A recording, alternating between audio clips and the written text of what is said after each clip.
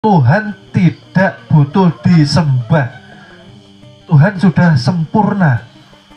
Di dalam sholat, hakikatnya mengesahkan diri. Artinya apa? Jangan ada dua pengakuan di dalam satu wujud. Oleh sebab itu, yang awal kita nyatakan hingga kita mengangkat tangan kita menyatakan Allah Maha Besar, Allahu Akbar. Bagaimana tidak besar kuasanya? Zahir batin, Allah yang nampak. Kita sudah dikatakan Adam ialah tiada. Gitu? Adam badan jasmani dipersiapkan untuk wadah badan rohani. Disinilah tempat rahasia Tuhan menyimpan sirnya kepada manusia, ya.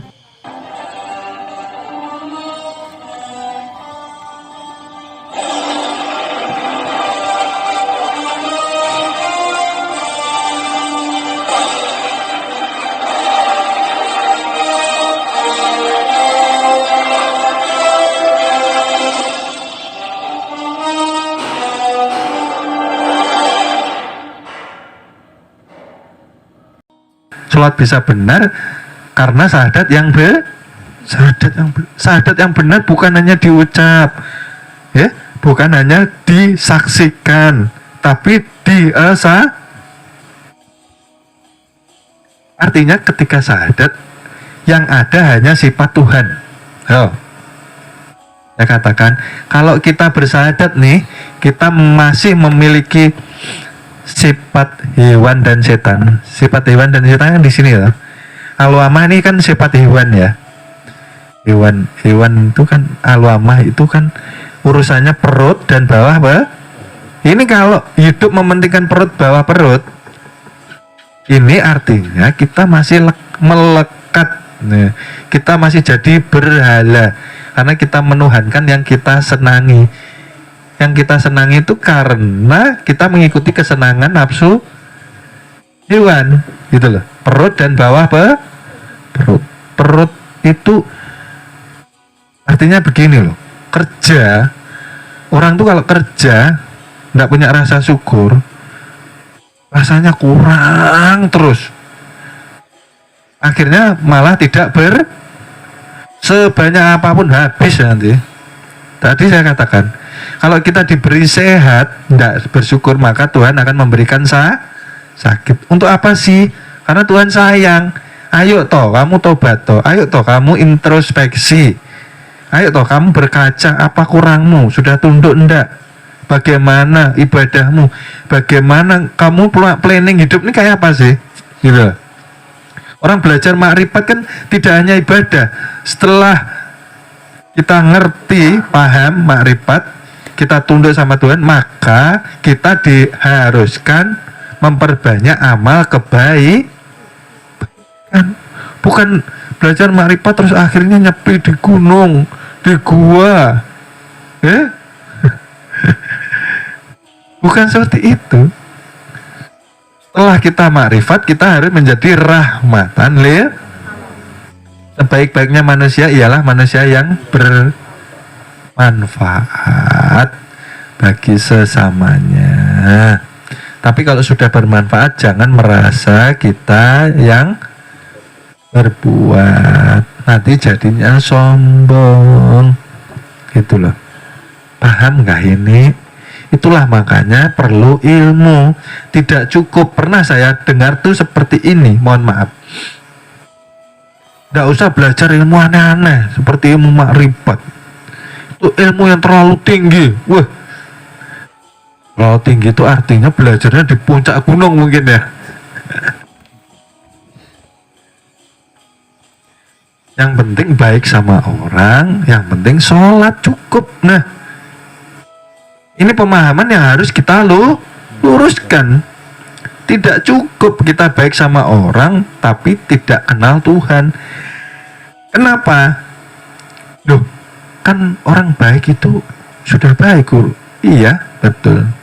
Tapi akan mencelakai dirinya. Manakala dia yang merasa bahaya, jadi berhala pula. Akhirnya masuk dalam ingatan. Itu kalau tidak karena jasaku tidak bisa masuk PNS ya, orang itu. Berarti mengingat kebaikan berarti merasa hati-hati, makanya diberikan catat amalan.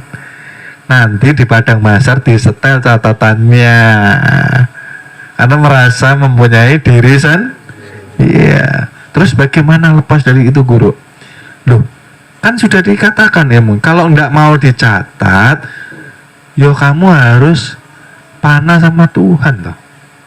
Kalau sudah panah berarti yang berkehendak, yang berbuat tuh bukan kita.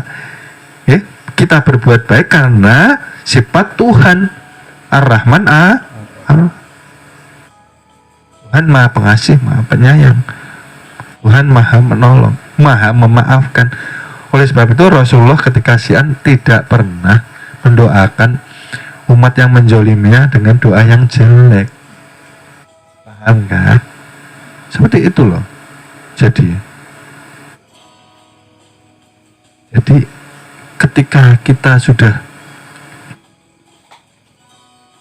bermakrifat, kita harus dilazimkan ya. Ini saya pesan, harus dilazimkan itu apa? Diistiqomahkan. Diistiqomahkan itu apa, guru?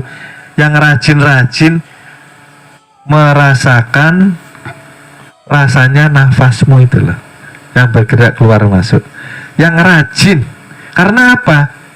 Karena pelajaran kita sudah selesai. Mau cari pelajaran yang mana lagi?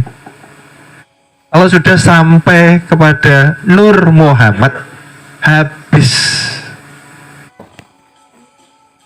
Kalau sudah Nur ini habis.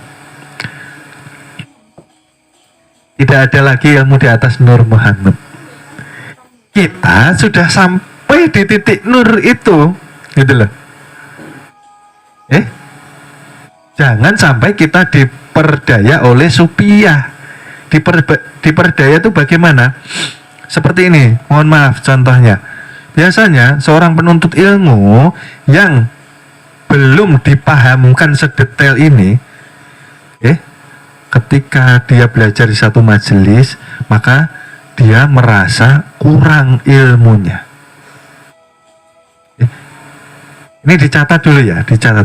Apabila majelis itu sudah mengajarkan ke puncak nih, puncak ilmu Nur Muhammad, bukankah ini puncak penghabisan ilmu? Saya belum pernah dengar ilmu di atas Nur Muhammad habis. Ya, ketika kita sudah disampaikan ke penghujungnya, lalu kita harus berjalan sendiri. Pembimbingmu sudah menyampaikan, ini loh tak bukakan jalannya, ayo jalan. Tapi duduk di ember, duduk di tamannya, nggak mau masuk. Artinya apa? Ya seperti ini tadi supiah. Supiah itu apa sih? Supiah itu yang mengajak kita untuk menipu daya pikiran kita supaya tidak beramaliyah, gitu loh. Akhirnya kita lupa. Tadi saya ulangi lagi, seorang penuntut ilmu di satu majelis, yang majelisnya sudah mengajarkan puncak ilmu selesai, dia masih merasa kurang. Jadi tidak boleh, guru. Boleh, siapa melarang? Ini bahasa halus sebetulnya oleh seorang pembimbing. Tapi alangkah ruginya ketika kita sudah diberi jalan, tapi kita tidak mau masih mencari. Ini jalannya sudah tinggal jalan, masih mencari, menambah wawasan katanya. Jadi sampai kapan menambah? Daripada untuk menambah lah kamu jalan toh, jalan merasakan. Oleh sebab itu dikatakan seorang murid ini akan berhasil, penuntut ilmu ini akan berhasil ketika dia sabar menjalani ilmu yang satu. Bukankah Al-Quran itu dimulai dari satu Al-Quran? Oleh sebab itu kan dikatakan Al-Quran itu kalau diringkas Al-Fatihah, diringkas lagi Bismillah, diringkas lagi ini jadi simbol, diringkas lagi satu titik, diringkas lagi yang dikatakan titik nur, dialah yang lahir dari alam maha ruang, alam kesucian, alam laisa. Habis ilmu di sini. Ini loh ya Allah, ini loh rasakan, ini loh cintai, ini loh jadikan hobimu. Di setiap waktu, dengan apapun, bagaimanapun, dengan siapapun. Di kebun nyangkul, nggak ada kerjaan, ada kerjaanmu ini loh. Ini wajib. Ini kan ketundukan kita kepada Tuhan. Kalau kita tidak terkoneksi, tidak terhubung dengan Tuhan, bukankah kita ini kufur nikmat? Ya kah? Kita tidak sadar loh, selama ini banyak kufurnya. 24 jam. Masa ya 5 waktu saja kita terhubung dengan Tuhan. Itu kalau terhubung. Kalau sahadatnya benar. Kebanyakan orang di luar sana sahadatnya masih pada ucapan ada yang disaksikan tapi belum difana. Artinya apa? Setelah sholat tidak menampakkan sifat ketuhanan. Setelah sholat dia tidak mempunyai kedamaian. Setelah sholat dia tidak mempunyai keberkahan hidupnya. Ruwet terus. Artinya apa? Yang dikatakan energi negatif, sifat hewan dan sifat setan masih melekat. Itu artinya belum panah gitu loh. Berarti sadar kita gugur. Oleh sebab itu sehari 5 kali kan suruh sahadat toh. Subuh suruh sahadat, suruh mengesahkan tuh loh. Kamu tuh lo ndak ada, yang ada tuh aku, yang kuasa tuh aku. Kamu harus tunduk kepadaku. Kamu tak hidupkan, ya harus nurut kepadaku. Jangan semaumu. Ini tak kasih Al-Quran, jadi petunjuk hidupmu. Ini tak kasih sunnah, sunnah Nabi. Jadi tuntunan hidupmu pakai Al-Quran dan itu kan jadi pedoman perguruan kita. Al-Quran dan sunnah ini pedoman perguruan kita. Tidak ada yang lain. Nah, kita tidak pernah pakai dulu. Kita tidak sadar toh. Setiap hari kufur. Habis sholat subuh, lepas subuh ke duhur, kita tidak pernah ingat Tuhan. Tidak pernah mengesahkan Tuhan. Kita tidak pernah koreksi. Kira-kira ada nggak sifat hewan di diri saya ini? Masih ada nggak ya? Sifat setan masih ada nggak ya? Sifat setan apa sih? Masih bisa buruk sangka sama orang. Itu sifatnya setan. Membisikkan kita untuk berburuk sangka. Kita mendengar kejelekan orang, aib orang, itu sifat setan. Loh, kita kan tuli, kenapa mau memasukkan? Berarti kita menyalahi amanah tuh. Tuli itu ndak boleh mendengar yang jelek-jelek. Berarti gugur toh sahadat kita. Subuh gugur, duhur gugur, asar gugur, maghrib gugur, isya baru tobat, baru insaf, baru paham. Nah tadi saya sahadat terus ini gugur terus, berarti nggak ada nilainya. Berarti nilainya berapa hari ini? Kita ini hidup kan sisa umur toh. Masa mau ngejar dunia terus? Ngejar akhirat kapan? Asik-asik sama Tuhan kapan? Dijamin. Berarti enggak boleh kah? Kita ini enggak boleh mencari uang. Loh, itu dijamin Tuhan. Yang bekerja tetap bekerja. Artinya apa? Di dalam bekerja itu loh kamu panahkan Tuhan. Kamu asik dengan Tuhan. sambil bawa mobil.